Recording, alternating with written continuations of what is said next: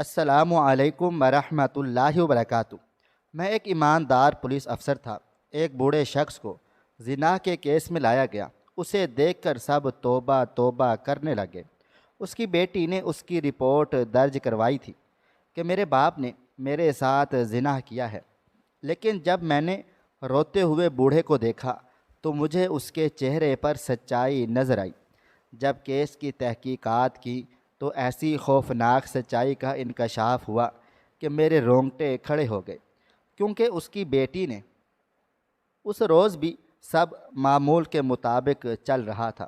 میں اپنے کیبن میں بیٹھا کچھ کیس کی فائلوں کو پڑھ رہا تھا جب تھانے کے باہر ایک پولیس وین آ کر رک گئی تھی اور پولیس والے ایک بوڑھے آدمی کو اپنی حراست میں لے کر تھانے کے اندر آ گئے تھے۔ جیسے ہی اس بوڑھے آدمی کو جیل کے اندر ڈالا گیا، باہر لوگوں کا ایک شور بلند ہو گیا تھا جس نے میری توجہ اپنی طرف کھینچ لی تھی۔ سب ہی کہہ رہے تھے کہ اس بوڑھے انسان کے ساتھ ایسا ہی ہونا چاہیے تھا۔ بجائے اس کے کہ وہ اپنی موت کا انتظار کرتا، اس نے اپنی ہی بیٹی کی عزت پر ہاتھ ڈالا ہے۔ ان سب کے باوجود وہ بوڑھا جیل کے ایک کونے میں خاموشی سے بیٹھا ہوا تھا، جیسے اس کو لوگوں کی باتوں کی کوئی پرواہ نہ تھی۔ وہ تو بس خاموشی سے سر جھکائے ایک کونے میں بیٹھا دیواروں کو تک رہا تھا۔ مجھے بھی اس کی حیوانیت پر رہ رہ کر غصہ آ رہا تھا۔ میں تو اس کے قریب بھی نہیں جانا چاہتا تھا، مگر جب اس بوڑھے کا کیس میرے حوالے کر دیا گیا تو مجبور ہو کر مجھے اس کے پاس جانا ہی پڑا تھا۔ مگر وہ بس خاموشی سے مجھے دیکھ رہا تھا۔ اس کی آنکھوں میں ایک گہرا درد تھا۔ میں تو اس کی آنکھوں میں شرمندگی ڈھونڈنے آیا تھا، مگر وہاں پر تو شرمندگی کا نام و نشان تک نہ تھا۔ میں نے اس سے سچائی جاننے کی بہت کوشش کی، مگر وہ بس خالی نظروں سے مجھے دیکھتا رہا تھا کہ اس کی آنکھوں میں ایک غصہ تھا، جیسے اس کو میری بات سن کر بے تحاشا غصہ آ گیا تھا، مگر وہ ایک لفظ تک نہ بولا تھا۔ میں نے اپنی تحقیقات کا آغاز اس کی بیٹی سے کیا تھا۔ وہ بیچاری جوان معصوم سی لڑکی تھی۔ اس کی آنکھوں میں ایک درد تھا، ایک تکلیف تھی۔ مگر میرا نام یاسر ہے، میرا تعلق کوئٹہ سے ہے۔ میں اپنے ماں باپ کا اکلوتا بیٹا تھا اور شاید اسی لیے انہوں نے میری ہر خوشی کا خیال رکھا ہوا تھا۔ بچپن ہی سے میرے خواب اونچے تھے اور ابا نے بھی ہمیشہ میرا حوصلہ افزائی کی تھی، اور وہ خود پولیس میں انسپکٹر تھے۔ وردی میں ملبوس رعبدار چہرے کے ساتھ جب وہ گھر آتے تھے تو میرا دل بھی یہی چاہتا تھا کہ میں بھی ان کے جیسا بنوں۔ ابا نے مجھے شہر کے بہترین اداروں میں بہترین تعلیم دلوائی تھی۔ اماں چاہتی تھی کہ میں ڈاکٹر یا انجینئر بن جاؤں، لیکن ابا کو صرف میری مرضی عزیز تھی۔ مگر ایک دن جب میں نے ان سے کہا کہ میں بھی پولیس میں جانا چاہتا ہوں تو میری بات سن کر انہیں خوشی نہیں ہوئی تھی، بلکہ ایک پل کو ان کے چہرے کا رنگ بدل گیا تھا اور انہوں نے مجھے فوراً منع کر دیا تھا۔ مگر میں نے ابا کو سمجھانا شروع کر دیا تھا کہ وہ خود بھی تو پولیس میں ہی تھے، تو پھر مجھے کیوں منع کر رہے ہیں۔ تب ابا جان کہنے لگے کہ پولیس کا محکمہ غلاظتوں سے بھرا پڑا ہے بیٹا، وہاں پر تو ہر آئے دن گند ہی دیکھنے کو ملتا ہے۔ میں نہیں چاہتا کہ تم وہ سب کچھ برداشت کرو جو میں نے کیا ہے، مگر میں بھی ضدی تھا۔ میرے دل میں اس وقت صرف ایک بات تھی کہ مجھے ابا کے جیسے بننا تھا۔ ابا جان نے خاموشی اختیار کر لی تھی، کیونکہ انہوں نے کبھی میری کوئی بات نہیں ٹالی تھی۔ اماں نے بھی مجھے سمجھانا چاہا تھا، مگر جب ابا ہی میرے آگے ہار مان بیٹھے تھے تو اماں بیچاری بھی کیا کر سکتی تھی۔ انہوں نے بس دعاؤں کا دامن تھاما ہوا تھا اور میں نے CSS کی تیاری شروع کر دی تھی۔ 3 سال کی محنت، جاگتی راتیں اور دعاؤں کا اثر رنگ لایا تھا اور میں پولیس سروس آف پاکستان میں آ گیا تھا۔ ٹریننگ مکمل ہونے کے بعد میری پہلی پوسٹنگ ذوب میں ہو گئی تھی۔ جانے سے پہلے بھی ابا جان نے مجھے سمجھانا چاہا تھا، مگر میں فتح کے نشے میں گھر سے نکل کر اس گندی دنیا میں قدم رکھ چکا تھا۔ ذوب ایک چھوٹا مگر حساس علاقہ تھا۔ وہاں قبیلوں کے آپس کے جھگڑے، اغوا برائے تاوان، منشیات کی سمگلنگ اور غیر قانونی اسلحے کی تجارت عام تھی۔ میں پورے جوش و جذبے کے ساتھ وہاں پہنچا ہوا تھا۔ میں نے سن کے رکھا تھا کہ وہ علاقہ گندگی کا ڈھیر تھا، اور میں نے تب ہی ٹھان لیا تھا کہ میں اس علاقے کو اپنی محنت اور لگن سے ہر طرح کے جرائم سے پاک صاف کر دوں گا۔ پہلے دن دفتر میں قدم رکھتے ہی ایک سینئر افسر نے مجھے طنزیہ انداز میں کہا تھا کہ جناب، ابھی تو شروعات ہے، جلد ہی تمہیں سمجھ آ جائے گی کہ پولیس کیا چیز ہے۔ میں نے مسکرا کر اس کو جواب دیا تھا کہ سر، میں اس نظام میں تبدیلی لے کر آؤں گا، کیونکہ میں اس کو بدلنے کے لیے ہی تو آیا ہوں۔ میری بات سن کر وہ پیٹ پر دونوں ہاتھ رکھ کر ہنسنے لگ گیا تھا اور کہنے لگا تھا کہ سب ایسا ہی کہتے ہیں، مگر پھر خود کو اس نظام کے حوالے کر دیتے ہیں اور ہار مان جاتے ہیں۔ مگر میں نے دل میں پکا ارادہ کر لیا تھا کہ میں کسی بھی صورت ہار نہیں مانوں گا، اور نہ ہی اس نظام کے رنگ میں رنگوں گا، بلکہ اپنی ایمانداری سے اس نظام کو بدل کر رکھ دوں گا۔ میں نے پوری لگن اور ایمانداری کے ساتھ کام کرنا شروع کر دیا تھا۔ مجھے ہر روز کسی نہ کسی افسر کا طنز سہنا پڑتا تھا، مگر میری ضد اور حوصلے نے مجھے جھکنے نہیں دیا تھا۔ وہ افسر جو میرے جذبے پر پہلے دن سے ہنس رہا تھا اور میرا مذاق اڑاتا تھا، وہ میرے دل میں ایک چنگاری چھوڑ گیا تھا۔ میں نے بھی دل ہی دل میں کہا تھا کہ تم ہنس لو، مگر ایک دن تم بھی مان جاؤ گے کہ یہ نظام بدلا جا سکتا ہے۔ پہلے چند ہفتے میں نے ہر مسئلے کو خود جا کر حل کرنا شروع کر دیا تھا، چاہے کسی غریب کا مقدمہ ہوتا، کسی زمین پر ناجائز قبضہ یا کسی مظلوم کی فریاد ہوتی۔ میں خود موقع پر پہنچتا اور تحقیقات کیا کرتا اور انصاف دلاتا تھا۔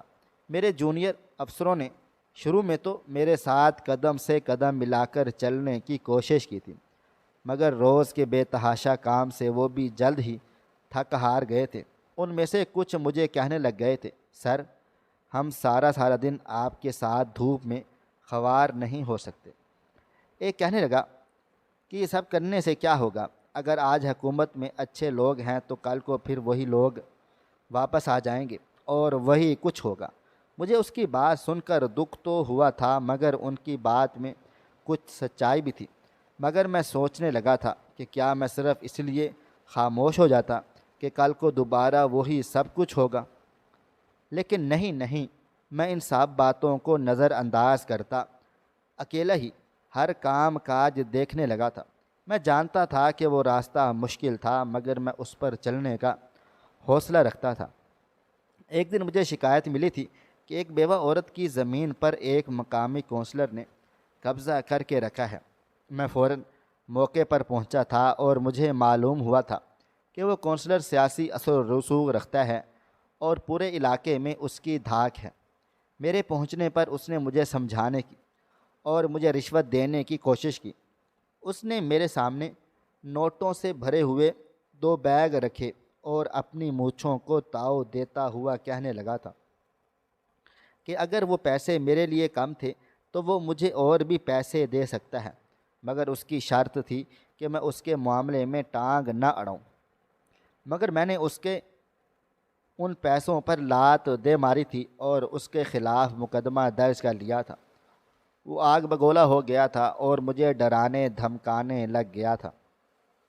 وہ سخت لہجے میں مجھ سے کہنے لگا تھا کہ تم جانتے بھی ہو کہ میں کون ہوں؟ میں نے اس کو صاف لہجے میں کہہ دیا تھا کہ میں صرف یہ جانتا ہوں کہ آپ نے غریب کی زمین پر قبضہ کر لیا ہے اور یہ غیر قانونی ہے۔ میں نے موقع پر ہی اس کے خلاف کارروائی کی تھی اور اس بیوہ کو اس کی زمین واپس دلوائی تھی۔ اس واقعے نے علاقے میں ہلچل مچا ڈالی تھی۔ میڈیا نے بھی اسے بہت زیادہ اچھالا تھا اور عوام میں میرا نام پھیلنے لگ گیا تھا۔ مگر جہاں مجھے عوام کی محبت مل رہی تھی، وہیں دشمنیاں بھی بڑھنے لگ گئی تھیں۔ چند دن کے بعد میرے دفتر میں ایک خط آیا تھا جس میں لکھا تھا کہ اگر میں ایسے ہی لوگوں کو انصاف دلاتا رہا تو میری جان کو خطرہ ہو سکتا ہے۔ میرے سینئرز نے بھی مجھے یہی سمجھانے کی کوشش کی تھی کہ میں اپنے پیروں پر خود ہی کلہاڑی مار رہا ہوں، اس لیے میں کچھ وقت کے لیے پیچھے کو ہٹ جاؤں، مگر میں سوچ چکا تھا کہ اگر سچائی کے راستے پر چلنا کلہاڑی مارنا ہی ہے تو میں خود کو وہ کلہاڑی مارنے کے لیے بھی تیار ہوں۔ رفتہ رفتہ میرے ارد گرد کے لوگ بدلنے لگ گئے۔ جو پہلے میرے ساتھ تھے وہ اب فاصلے پر ہو گئے تھے۔ میرے جونیئر ڈر گئے تھے، انہوں نے میرے ساتھ کام کرنے سے انکار کر دیا تھا، اور سینئرز مجھے ناپسند کرنے لگ گئے تھے۔ کچھ تو یہ کہتے تھے کہ میں ان کے لیے شرمندگی کا باعث بن رہا ہوں۔ ان کی خاموشی اور میرے شور میں تصادم بڑھنے لگا تھا۔ ایک دن ابا بھی میرے دفتر چلے آئے تھے۔ ان کے چہرے پر فکر تھی۔ وہ بھی مجھے سمجھانے ہی آئے ہوئے تھے کہ میں ایک جنگ لڑ رہا ہوں اور اس جنگ کے میدان میں بالکل اکیلا ہوں، تنہا ہوں۔ وہ مجھے کہنے لگ گئے تھے کہ میں جو نظام بدلنا چاہتا ہوں وہ مجھے نگل لے گا۔ میں نے ان کا ہاتھ تھام کر کہا تھا کہ انہوں نے تو مجھے سچائی کا سبق دیا ہے، اور اگر میں پیچھے کو ہٹ جاؤں تو کل اور بھی کوئی بھی نہیں اٹھ سکے گا۔ ابا بھی چپ چاپ سے ہو گئے تھے۔ وہ جانتے تھے کہ ان کا بیٹا ضدی ہے، اور شاید یہی ضدی پن ہی میری طاقت بھی ہے۔ مجھے ہر دوسرے دن کہیں نہ کہیں سے کوئی نہ کوئی دھمکی ملتی ہی رہتی تھی۔ اماں بھی ڈرنے لگ گئی تھی۔ وہ بھی مجھے رو رو کر سمجھاتی تھیں کہ میں پیچھے ہٹ جاؤں اور بڑے لوگوں سے خواہ مخواہ کی دشمنیاں نہ پال لوں۔ میں اماں جان کو تسلی دیتا تھا، ان کو سمجھاتا تھا کہ وہ لوگ مجھے صرف دھمکیاں ہی دے سکتے ہیں، جبکہ حقیقت میں وہ میرا بال بھی بیکا نہیں کر سکتے۔ وہ تو ماں تھی اور میرے لیے فکر مند رہتی تھی، اس لیے میں جب بھی گھر جاتا تھا تو وہ میرا ماتھا چوم کر شکر ادا کرتی تھی۔ کیا ان کا بیٹا صحیح سلامت ان کے سامنے زندہ سلامت موجود ہے؟ جلدی مجھے ترقی بھی مل گئی تھی۔ میری ترقی کو دیکھ کر کچھ لوگ خوش نہ ہوئے تھے، بلکہ میرے سینئر تو مجھے اور زیادہ ڈرانے اور دھمکانے لگ گئے تھے کہ تم جتنی مرضی ترقی کر لو گے اتنے ہی تمہارے دشمن بھی زیادہ ہو جائیں گے، اور اتنی ہی تمہاری جان کو بھی زیادہ سے زیادہ خطرہ ہوگا۔ مگر میں نے نہ پہلے ہی کبھی ان باتوں کو زیادہ سیریس لیا تھا، اور نہ ہی ترقی ملنے کے بعد مجھ پر ان کی باتوں کا کوئی بھی خاص اثر ہوا ہی نہیں تھا۔ اور تب مجھے وہ کیس مل گیا تھا جس نے میری زندگی بدل کر رکھ ڈالی تھی۔ ایک دن جب میں اپنے کیبن میں بیٹھا کچھ کیسز کی فائلوں کو پڑھ رہا تھا تو ایک پولیس وین میں سے ایک بوڑھے آدمی کو کچھ تھانے دار تھانے میں لے کر داخل ہوئے۔ اس وقت تو اس بوڑھے پر میرا کوئی خاص دھیان نہ گیا تھا، بلکہ مجھے تو یہی لگا تھا کہ شاید وہ کوئی چھوٹا موٹا سا مجرم ہے۔ مگر جب اس کو جیل میں بند کرنے کے بعد باہر ایک شور شرابہ بلند ہوا تھا تو اس شور شرابے نے مجھے اپنی طرف متوجہ کر لیا تھا۔ سب اس بوڑھے کے خلاف ہی جملے کس رہے تھے کہ اس جیسے انسان کے ساتھ وہی ہونا چاہیے، اسے جیل کی سلاخوں کے پیچھے سڑنا گلنا چاہیے۔ تب مجھے معلوم ہوا کہ اس بوڑھے پر زنا کا کیس ہے، اور وہ کیس کرنے والا کوئی اور نہیں بلکہ اس کی اپنی ہی بیٹی تھی۔ اس کے بارے میں سن کر تو میری مٹھیاں پسینے سے بھیگ چلی گئی تھیں اور میرے جسم میں ایک سنسنی دوڑ گئی تھی۔ میں سوچ بھی نہیں سکتا تھا کہ کوئی باپ اپنی بیٹی کی عزت بھی خراب کر سکتا ہے۔ تب مجھے احساس ہونے لگا تھا کہ میں جس پروفیشنل میں تھا وہ تو سچ میں غلاظت کا ہی ایک ڈھیر تھا۔ مگر میں اس بوڑھے آدمی سے پوچھنا چاہتا تھا کہ آخر وہ ایسی حوانیت پر کیوں اتر کر آیا تھا۔ مگر اس کیس کے بارے میں سننے کے بعد میرا دل ہی نہیں چاہا تھا کہ میں اس بوڑھے انسان کا وہ ناپاک چہرہ دیکھتا۔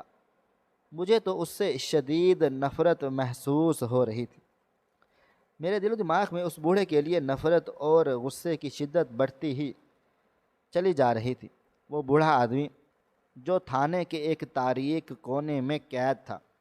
میرے لیے وہ صرف ایک درندہ تھا، مگر شاید قسمت مجھے اسی درندے کے پاس لے کر جانا چاہتی تھی، کیونکہ ایس پی صاحب نے مجھے بلایا تھا اور مجھے کہنے لگ گئے تھے کہ وہ اس کیس کو میرے حوالے کر رہے ہیں۔ ان کے خیال میں صرف میں ہی تھا جو اس کیس کی حقیقت تک پہنچ سکتا تھا۔ میں حیران و پریشان سے رہ گیا تھا۔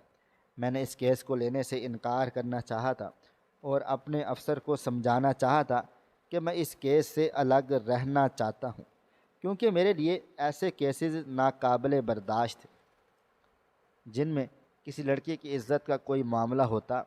ایس پی نے گہری نظروں سے مجھے دیکھا تھا اور سخت لہجے میں مجھے کہنے لگ گئی تھی کہ اگر میں واقعی انصاف چاہتا تھا تو اپنے جذبات کو ایک طرف رکھتا اور حقیقت کو تلاش کرتا، کیونکہ ہم فیصلہ سنانے نہیں بلکہ سچ تلاش کرتے تھے۔ ان کی باتوں نے مجھے سوچنے سمجھنے پر مجبور کر دیا تھا۔ شاید وہ ٹھیک کہہ رہے ہوں۔ میں نے کیس کی فائل لی تھی اور اسے پڑھنا شروع کر دیا تھا۔ ہر لفظ میرے اندر ایک چنگاری پیدا کر رہا تھا۔ اس بوڑھے کی بیٹی نجمہ ایک نوجوان لڑکی تھی جس نے اپنے بیان میں کہا تھا کہ اس کا باپ بچپن ہی سے اس پر ظلم کرتا ہوا آ رہا ہے۔ نجمہ کے بیان کی تفصیل میں ایک ایسا درد تھا جو میں لفظوں میں بیان نہیں کر سکتا۔ میں نے نیلم کا میڈیکل ریکارڈ، اس کی عمر کا سارا بیک گراؤنڈ اور اس کی ماں کا بیان بھی پڑھا تھا۔ اس کی ماں زرینہ نے اپنے بیان میں کہا تھا کہ اس نے بہت کچھ برداشت کر لیا تھا، مگر جب اس نے اپنی بیٹی کی آنکھوں میں اس بوڑھے کے لیے نفرت دیکھی تھی تو وہ چپ نہ رہ سکی تھی۔ میرے دل میں اس بوڑھے کے لیے نفرت بڑھنے لگ گئی تھی، مگر جب میں نے اس بوڑھے کو تھانے میں اکیلے بیٹھ کر روتے ہوئے دیکھا تھا تو ساتھ ہی میرے ذہن میں کچھ سوالات بھی اٹھنے لگ گئے تھے۔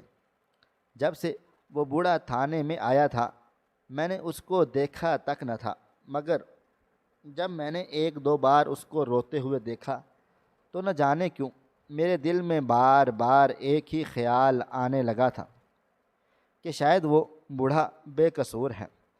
پھر میں نے پوری ایمانداری کے ساتھ اس کیس کی تحقیقات شروع کروا دی تھی، اور کچھ چیزیں فائل میں بھی گڑبڑ تھیں۔ جیسے نجمہ کا کہنا تھا کہ وہ 12 سال کی عمر سے ظلم و ستم سہ رہی ہے، مگر اس کے اسکول ریکارڈز کے مطابق وہ 14 سال تک بورڈنگ اسکول میں رہی تھی۔ مجھے لگا تھا کہ کوئی تو تھا جو جھوٹ بول رہا تھا یا سچ کہیں بیچ میں گمسم سا ہو گیا تھا۔ جب میں نے نجمہ سے ملا تو وہ خاموش اور دھیمی آواز میں بولنے والی ایک معصوم سی لڑکی تھی جس کی آنکھوں میں تکلیف تھی، مگر اس تکلیف کے علاوہ کچھ اور بھی تھا جو وہ بتا نہیں پا رہی تھی۔ وہ بار بار اپنی کچھ باتوں کو دہراتی تھی جیسے اسے یاد کروایا گیا ہو۔ جب میں نے اس سے پوچھا کہ وہ 14 سال تک ہاسٹل میں رہی تھی تو پھر اس کے الزامات کیسے ٹھیک ہو سکتے تھے، میری بات سن کر اس کے چہرے پر ایک لمحے کے لیے الجھن آ گئی تھی، مگر پھر وہ فوراً سے سنبھل گئی تھی اور کہنے لگ گئی تھی کہ مجھے نہیں پتہ، وہ سب کچھ بہت عرصے پہلے ہوا تھا۔ اس وقت میں بالکل چھوٹی تھی۔ میں نے فائل دوبارہ پڑھی تھی اور اس بار میں نے اس بوڑھے کی بیوی اور نجمہ کی ماں زرینہ کو بلا لیا تھا۔ وہ ہچکیوں کے ساتھ زار و قطار رو رہی تھی۔ میں نے اس سے پوچھ تاچھ شروع کر ڈالی تھی کہ کیا اس کے ابا نے واقعی ایسا کچھ کہا تھا۔ وہ خاموش رہی تھی اور پھر کہنے لگی، جی اب تو سب ختم ہو چکا ہے، اس لیے مجھے کچھ اور نہیں کہنا۔ اس کی خاموشی اور ٹال مٹول میرے ذہن میں ایک طوفان پیدا کرنے لگ گئی تھی۔ مجھے لگا تھا کہ کچھ اور بھی تھا، کچھ ایسا جو سامنے کو نہیں آ رہا تھا۔ میں نے اس بوڑھے سے ملنے کا فیصلہ کر لیا تھا۔ جب میں جیل کے اندر چلا گیا تو جیل کے ایک کونے میں چپ چاپ خاموش سا بیٹھا ہوا تھا۔ اس کی آنکھیں لال سرخ تھیں، مگر ان میں کوئی غرور، کوئی شرمندگی کچھ بھی نہ تھا۔ وہاں پر تو بس ایک تھکن تھی۔ میں نے اپنا لہجہ سپاٹ رکھتے ہوئے اس سے پوچھنا شروع کر دیا تھا۔ کیا اس نے سب کچھ کیا تھا جو اس پر الزام تھا؟ وہ میری طرف دیکھتا ہی رہ گیا تھا، جیسے اس کو میری بات سن کر بہت زیادہ غصہ آ گیا تھا، اور اس کا غصہ دیکھ کر مجھے بھی یقین ہونے لگا تھا کہ شاید وہ قصوروار تھا، مگر وہ خاموش رہا تھا اور ایک لفظ بھی تک نہ بولا۔ میں نے سخت لہجے میں اس کو کہا تھا کہ اگر اسے کچھ کہنا بھی تھا تو کہہ دیتا، ورنہ قانون نے تو فیصلہ کر ہی دینا ہے۔ تب اس نے غصے سے میری طرف دیکھا تھا اور چیخنے چلانے لگا کہ میری بیٹی نہیں ہے وہ میری بیٹی نہیں ہے۔ وہ غصے سے چیخ چلا رہا تھا، مگر اس کی آواز میں درد تھا جو مجھے جھنجھوڑ گیا تھا کہ ایک مرد کی آواز میں آخر غصے کے ساتھ ساتھ لرزش کیوں تھی؟ میرے پیروں تلے سے زمین نکل گئی تھی کہ آخر اس کی اس بات کا کیا مطلب تھا۔ تب اس بوڑھے آدمی نے جو مجھے کہانی سنائی تھی وہ مجھے اندر تک ہلا گئی تھی۔ پہلے تو وہ انکار کرتا رہا تھا اور کہتا رہا تھا کہ ان عورتوں سے پوچھو جنہوں نے مجھ پر الزام لگایا ہے، مگر میرا خلوص دیکھ کر وہ کہنے لگا تھا کہ زرینہ سے اس کی دوسری شادی تھی اور نجمہ اس کے پہلے شوہر کی بیٹی ہے۔ جب وہ دونوں اس کے پاس آئی ہوئی تھی تو نجمہ اس وقت 5 سال کی تھی۔ اس نے اسے اپنی بیٹی کی طرح پالا پوسا تھا اور کبھی کوئی فرق نہیں کیا تھا۔ میں نے گہرائی میں تحقیق شروع کی تھی تاکہ معلوم ہو سکتا کہ بوڑھا جھوٹ تو نہیں بول رہا۔ میں نے نکاح نامہ، نجمہ کے سکول کے ریکارڈ، ڈی این اے سب کچھ جمع کر لیا تھا، اور حیرت انگیز طور پر ڈی این اے نے بھی ثابت کر دیا تھا کہ نجمہ واقعی ان کی سگی بیٹی نہیں ہے۔ مگر میرے اصرار کے باوجود بھی اس نے مجھے کچھ نہیں بتایا تھا۔ وہ شاید ہر طرح کی سزا کے لیے تیار تھا، مگر میں بھی کسی فیصلے پر پہنچنا چاہتا تھا۔ تب زرینہ نے میرے سامنے سچ قبول کر لیا۔ اس کی آنکھوں میں شرمندگی تھی۔ وہ کہنے لگی تھی کہ اس نے غلطی کی ہے۔ نجمہ کو اس کے اصل باپ کی نفرت نے اندھا کر دیا ہے۔ جب زرینہ نے اسے بتایا کہ اس کا باپ کون تھا تو وہ پاگل ہو گئی تھی اور کہنے لگ گئی تھی کہ اسے ہر مرد سے نفرت ہے، اور پھر ایک دن نجمہ خود ہی تھانے چلی گئی اور رپورٹ درج کروا ڈالی۔ میں نے زرینہ سے پوچھا تھا پھر اس نے جھوٹ کیوں بولا تھا؟ زرینہ اپنی آنکھوں کو صاف کرتے ہوئے کہنے لگی تھی، جی میں اپنی بیٹی کو کھونا نہیں چاہتی تھی۔ میں نے سمجھا تھا کہ وقت کے ساتھ ساتھ سب کچھ ٹھیک ٹھاک ہو جائے گا۔ میرے لیے یہ سب ناقابل یقین تھا۔ میں نے عدالت میں بوڑھے آدمی کی بے گناہی ثابت کر دی۔ جب اس کے خلاف کوئی ثبوت تھا ہی نہیں تو عدالت نے اسے بری کر دیا تھا، مگر وہ بوڑھا آزاد ہو کر بھی آزاد نہ ہوا تھا۔ وہ تھانے سے نکلتے وقت میرے پاس چلا آیا اور مجھے کہنے لگا تھا کہ جیل کی قید نے اس کا کچھ نہیں بگاڑا تھا، مگر وہ لڑکی جس کو اس نے اپنی بیٹی سمجھا تھا اس نے اس کا دل توڑ دیا تھا۔ وہ مجھے یہ کہہ کر تھانے سے چلا گیا تھا کہ اب میں کسی کے لیے زندہ نہیں ہوں۔ میں خاموش نظروں سے اسے دور جاتا ہوا دیکھتا رہا تھا، اور وہ چلا گیا تھا۔ کہاں گیا کسی کو معلوم نہیں۔ اس کے جانے کے بعد زرینہ نے تھانے کے بہت چکر لگائے تھے کہ وہ اس سے معافی مانگنا چاہتی ہے کیونکہ اس کی زندگی کا ساتھی ہے، مگر مجھے اس عورت پر حیرانگی ہوتی تھی کہ اس نے بجائے اپنی بیٹی کو سمجھانے کے اس کے جھوٹ میں اس کا ساتھ دے دیا تھا۔ اس کی بیٹی نے کبھی اپنے ماں کے دوسرے شوہر کو اپنی باپ کی صورت میں قبول کیا ہی نہیں تھا، مگر زرینہ خود بتا رہی تھی کہ اس بوڑھے شخص نے ہمیشہ اس کی بیٹی کو اپنی بیٹی سمجھا، اس کی ساری ضرورتوں کو پورا کیا۔ وہ بوڑھا بھی جانتا تھا کہ نجمہ اس کو پسند نہیں کرتی، مگر وہ پھر بھی ہر ممکن کوشش کیا کرتا تھا کہ اس کو خوش رکھ سکتا، کیونکہ اس کی اپنی اولاد تو ہو نہیں سکی تھی، تو وہ نجمہ کو ہی اپنی اولاد سمجھتا تھا۔ جب نجمہ نے اس کے خلاف کیس کیا تب بھی وہ خاموش تھا اور چپ چاپ پولیس کے ساتھ تھانے چلا آیا تھا۔ وہ اپنی کوئی صفائی نہیں دینا چاہتا تھا کیونکہ وہ ان رشتوں سے ہار گیا تھا جن سے وہ محبت کیا کرتا تھا۔ وہ بوڑھا آدمی تو جب سے تھانے آیا ہوا تھا اس نے اپنی بیوی اور بیٹی کے بارے میں ایک لفظ تک نہ کہا تھا، بلکہ خاموشی سے اپنی سزا کا انتظار کرنے لگ گیا تھا۔ مگر ہم پولیس والوں کو بلوانا آتا ہے، اور میں نے زرینہ سے سچ اگلوا ہی لیا تھا۔ وہ بوڑھا آدمی ان دونوں عورتوں کی زندگیوں سے چلا گیا تھا۔ میں نے سب سے بڑا کیس بہت کم وقت میں حل کر لیا تھا، اور مجھے مزید ترقی مل گئی تھی، مگر مجھے اس بوڑھے کا تھانے سے چلے جانا بھول نہیں سکا تھا۔ مجھے اپنی ترقی کی اتنی خوشی نہ ہوئی تھی جتنا دکھ اس بوڑھے کی کہانی سن کر ہوا تھا۔ مجھے آج بھی اس بوڑھے کی وہ درد اور غصے بھری آواز اپنے کانوں میں گونجتی ہوئی سنائی دیتی ہے کہ نہیں ہے وہ میری بیٹی۔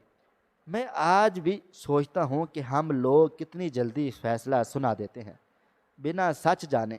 وہ کیس صرف ایک کیس بے گناہ کو انصاف دلانے کا معاملہ نہ تھا، بلکہ وہ میرے لیے اور ہم سب کے لیے ایک سبق تھا کہ قانون اندھا ضرور ہوتا ہے، لیکن ہمیں اندھا نہیں ہونا چاہیے۔ ناظرین، آپ کو ہماری آج کی کہانی کیسی لگی؟ کمنٹ باکس میں اپنی رائے کا اظہار ضرور کریں۔ ملتے ہیں کل ایک نئی اور دلچسپ کہانی کے ساتھ۔ اللہ حافظ۔